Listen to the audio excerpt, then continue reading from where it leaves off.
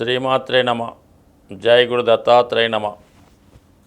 ఈ వీడియోలో మనం అక్టోబర్ 1 నుంచి డిసెంబర్ 31 మధ్యలో జరగబోయే త్రైమాసిక ఫలితాలు, మీనరాశి వారి యొక్క ఆర్థిక స్థితి మీద ఏ విధంగా ఉండబోతున్నాయి, ఏ ఏ గ్రహాలు వీళ్ళకి ధనాన్ని అదృష్టాన్ని ఇవ్వబోతున్నాయి అన్న విషయాన్ని ఈ వీడియోలో మనం పరిశీలించే ప్రయత్నం చేద్దాం.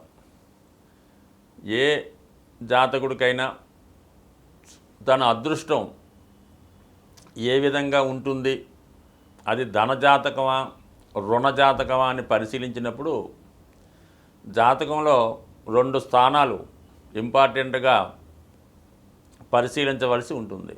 అందులో ఒకటి ధనస్థానం, 2 లాభస్థానం. అందులో వెరీ ఇంపార్టెంట్ లాభస్థానం అన్నమాట.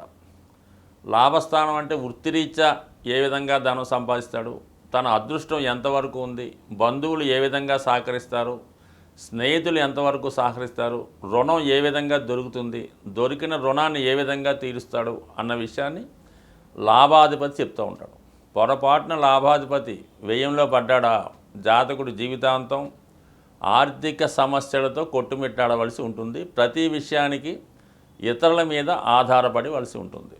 అలాగే ధనాధిపతి అంటే ధనాధిపతి ఒక విధంగా కుటుంబాన్ని, కుటుంబ సౌఖ్యాన్ని, కుటుంబ సభ్యుల యొక్క ఆర్థిక సహకారాన్ని, మరి వారసత్వంగా వస్తున్నటువంటి కుటుంబ సంపద, కుటుంబ ఆస్తులు, కుటుంబ వ్యాపారం, వాటి మీద వచ్చే ధనాన్ని చెప్తూ ఉంటుంది.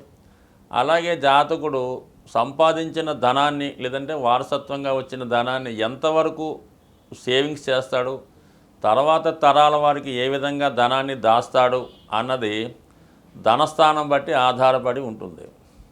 ధనస్థానం అంటే 2వ స్థానం కరెక్ట్గా ఉందనుకుందాం, వాడు ఇన్స్టాల్మెంట్ లాంటివి కానీ, చీటీలు కానీ, వాయిదాలు కానీ పర్ఫెక్ట్గా ఆ డేట్కి కట్టేస్తుంటాడు. అదే మనకి ఆ ధనాధిపతి పొరపాటున 12వ స్థానంలో పడ్డాడా, ఏది కూడా కరెక్ట్గా చేయలేడు, సమయానికి ఏ వాయిదా కూడా కట్టలేకపోతుంటాడు, అతని ఆర్థిక పరిస్థితి అంతా కూడా అస్తవ్యస్తంగా తయారవుతుంటుంది. సో ఇది లిమిటెడ్గా మనం తెలుసుకుంటే, మరి ఈ మీనరాశి వారికి ధనాధిపతి కుజుడు. ఒక విధంగా కుటుంబ సభ్యుల సహకారం అంతా కుజుడు వల్ల బాగుంటుంది కాబట్టి కుజుడు ఈ రాశి వారికి ధనాధిపతిగా మరి సేవింగ్స్ అవి చెప్తూ ఉంటాడు. లాభాధిపతి మాత్రం శని భగవానుడు అయ్యాడు. మరి అటువంటి లాభాధిపతి ప్రస్తుతం 12వ స్థానంలో సంచరిస్తున్నాడు. అందరికీ తెలిసి ఇది ఏలినాడు శని రన్ అవుతుంది. అయితే కొంతవరకు ఏముందంటే ఈ నవంబర్ 15 వరకు కొంతవరకు వక్రగమనంలో ఉండడం వల్ల కొంతవరకు రావాల్సిన ధనాన్ని, ఆగిపోయిన ధనాన్ని ఇస్తూ ఉంటాడు. ఏదో విధంగా సమయానికి ఏదో విధంగా మీకు ఆర్థిక పరంగా ధనం దొరుకుతూ ఉంటుంది. ఎప్పటిదాకా నవంబర్ 15 దాకా. దాని తర్వాత మాత్రం మీకు మళ్ళా ఏలినాడు శని సరైనటువంటి స్థానంలో రావడం వల్ల ఇంచుమించుగా మీకు మార్చి ఏప్రిల్ దాకా కూడా మొత్తం దాచుకున్న ధనం ఖర్చు అయిపోద్ది, బంగారు నగలు తాకట్లోకి వెళ్ళిపోతాయి. అయితే అది అందరికీ వర్తించదు. సాధారణంగా జరిగే కార్యక్రమం వాడు ఏలినాడు శని ఫస్ట్గా మన ఆర్థిక స్థితి మీద ప్రభావం చూపుతుంది.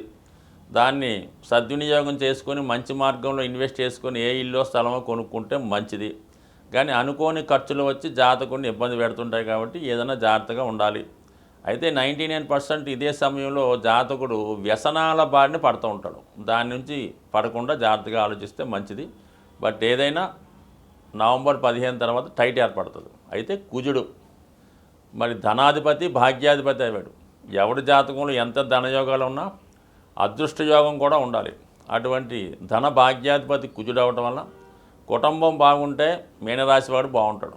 మరి అటువంటి భాగ్యాధిపతి ప్రస్తుతం అక్టోబర్ 20 వరకు కూడా 4వ స్థానంలో సంచరిస్తున్నాడు. అంటే చక్కగా జాతకుడికి భూముల ద్వారా, స్థిరాస్తి ద్వారా, తల్లిగారి ద్వారా చాలా సౌఖ్యంగా ఉంటాడు.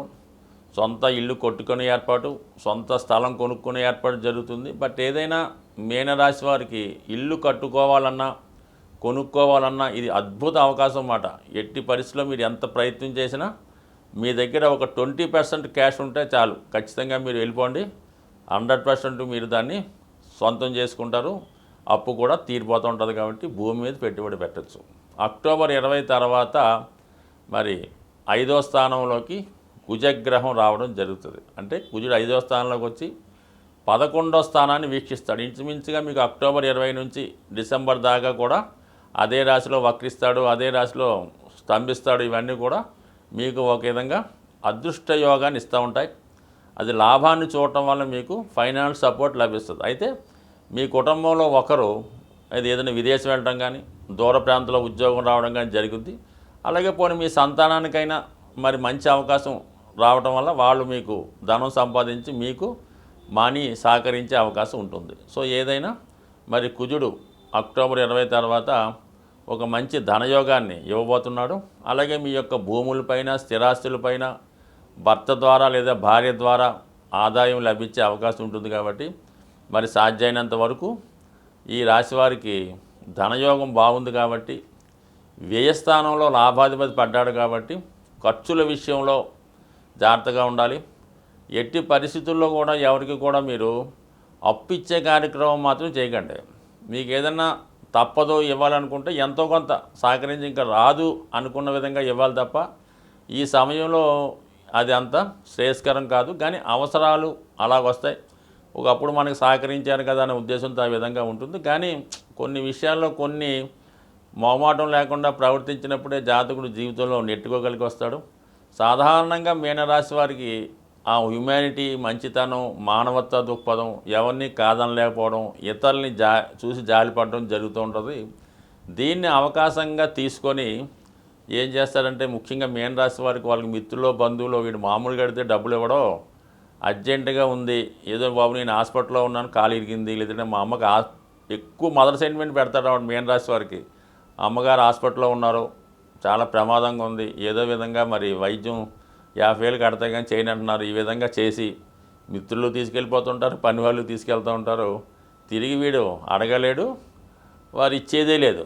సో ఈ విధంగా ఉంటుంది. కాబట్టి మీనరాశి వారు సాధ్యమైనంత వరకు ఫైనాన్స్ మేనేజ్మెంట్ వాళ్ళ దగ్గర కాకుండా వాళ్ళ భార్యకో మరి భర్తకో ఇస్తే చాలా వరకు కొంతవరకు ఇటువంటి వాటి నుంచి బయటపడి మీరు సంపాదించింది మీరు అనుభవిస్తే చాలు, మీకు ఎవరు ఇవ్వక్కర్లేదు. కాబట్టి జాగ్రత్తగా మరి ప్లాన్ చేసుకోండి.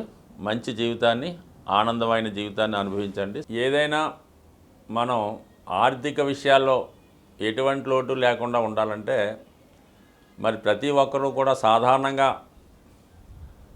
వారానికి ఒక రోజు కామన్గా ఆంధ్రప్రదేశ్ ప్రాంతంలో చాలామంది నేను చూస్తుంటాను, ప్రతి శుక్రవారం కూడా వాళ్ళు ధనాన్ని ఖర్చు పెట్టడానికి ఇష్టపడరు. ఏదో విధంగా ఆ రోజుకి ముందుగానే ఏర్పాటు చేసుకొని ఈవెన్ పెట్రోల్ కానీ ఏదైనా ఇంటి అద్దెలు ఏ విషయంలో కూడా మీరు శుక్రవారం రోజు ధనాన్ని బయటికి పంపకూడదు. అలాగని పేటీఎం, ఏటీఎం కూడా చేయకూడదు. దాని తర్వాత శుక్రవారం రోజు ఇతరుల ఇంటికి వెళ్ళి వాళ్ళ ఇంట్లో నిద్ర చేయకూడదు. ముఖ్యంగా స్త్రీలు ఈవెన్ పుట్టింటికైనా, చుట్టాల ఇంటికైనా, అక్కగారింటికైనా శుక్రవారం ఎట్టి పరిస్థితిలో కూడా మీరు భర్త గారింట్లోనే, మీ ఓన్ ఇంట్లోనే ఉంటేనే బాగుంటుంది. ఇతరుల ఇంట్లో నిద్ర చేయడం వల్ల కొంతవరకు ఇబ్బంది అవుతుంది. అలాగే బంగారు ఆభరణాలు లాంటివి శుక్రవారం రోజు ఎవరికన్నా ఎరువు ఇవ్వడం కానీ, ఏదన్నా అర్జెంటు పని వచ్చిందని తాకట్టు పెట్టడం కానీ చేయడం వల్ల చాలా వరకు ఆర్థిక పరంగా మీరు తిరిగి జీవితంలో కోలుకోలేకపోతుంటారు అన్నమాట. సో ఈ విధంగా ఈ నియమాలు పాటించి కనీసం శుక్రవారం కానప్పుడు వారి ప్రాంతాన్ని బట్టి మంగళవారం ఈ విధంగా చేయడం వల్ల మీకు ఏమవుద్దంటే 15% మనీ సేవింగ్ అవుతుందన్నమాట. అంటే ఒక్కరోజు మీరు ఆ ఖర్చులు అదుపు చేయడం వల్ల మీకు 15% సేవింగ్ అయినట్టే అవుతుంది. అది ఆటోమేటిక్గా మీకు దాన్ని 6 నెలలకి 100%గా మారుతూ ఉంటుంది అన్నమాట. అయితే ఇంకోటి ఏం చేయాలా, ముఖ్యంగా ఆర్థికపరమైన చికాకులకి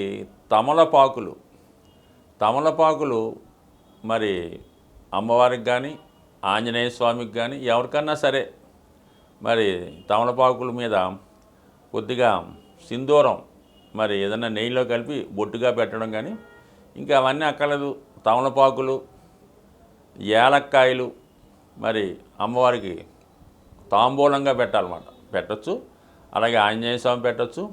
ఇది చేయడం వల్ల కూడా మీకు ధన సంపద చేకూరుతూ ఉంటుంది. సరే అది కొంతవరకు అదొకటి చేసుకోవచ్చు. తర్వాత ఏంటంటే మీ యొక్క పర్సులో లేదంటే మీ యొక్క క్యాష్ బాక్స్లో మారేడు దళం ఉంటుంది. మారేడు దళం అది ఏదైనా శివాలయంలో కానీ అమ్మవారి గుడిలో కానీ పూజ చేసింది ఒక మారేడు దళాన్ని తీసుకొని మీరు అది మీ పర్సులో పెట్టుకోండి. నిత్యం ధనం కలకలాడుతూ ఉంటుంది. ఎంత వాడిపోయినా ఎంత మాడిపోయినా ఈ మారేడు దళం మీరు పాకెట్లో పెట్టుకోవడం వల్ల కానీ పర్సులో పెట్టుకోవడం వల్ల జరుగుతుంది.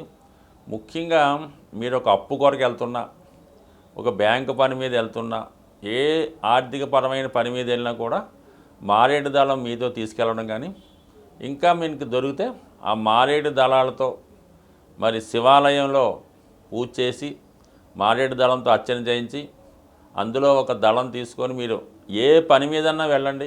ఆఖరికి భార్యాభర్తలు ఇడిపోయి ఉన్న రాజీ కొరకు మీరు వెళ్తున్నా కూడా అది ఖచ్చితంగా పూర్తి అవ్వడం జరుగుతూ ఉంటుంది. ఇది అద్భుతమైన రెమెడీ కాబట్టి ఇది కూడా మీరు నిరభ్యంతరంగా పాటించవచ్చు. అలాగే మరి కొంతవరకు ఒక పటిక బెల్లం ముక్క, చిన్న పటిక బెల్లం ముక్క ఇదే లేదా క్రిస్టల్స్ కానీ చిన్న చిన్న క్రిస్టల్స్ కానీ ఒక కవర్లో పెట్టి ఎప్పుడు మీ పాకెట్లో పెట్టుకోండి. ఏ పని మీద వెళ్ళినా కూడా అది మీ దగ్గర ఉంచుకుంటే 100% మీకు ఆ పనులు సక్సెస్ అవుతాయి. అలాగే ముఖ్యంగా చీమలకి, నల్ల చీమలకి పంచదార ఆహారంగా వేయడం వల్ల కానీ, చెరువులో అది చేపలు ఉంటాయి కదా, ఆ చేపలకి బిస్కెట్లో ఏదో ఒకటి ఆహారంగా వేయడం వల్ల కానీ, మరి అలాగే గోవుకి అరటిపళ్ళు, పసుపు రంగు అరటిపళ్ళు పెట్టడం వల్ల ఇవన్నీ కూడా జాతకుడికి అదృష్ట యోగాన్ని, సూక్ష్మంలో మోక్షంగా ధనం సంపాదించడానికి కారణమవుతుంది. స్వస్తి.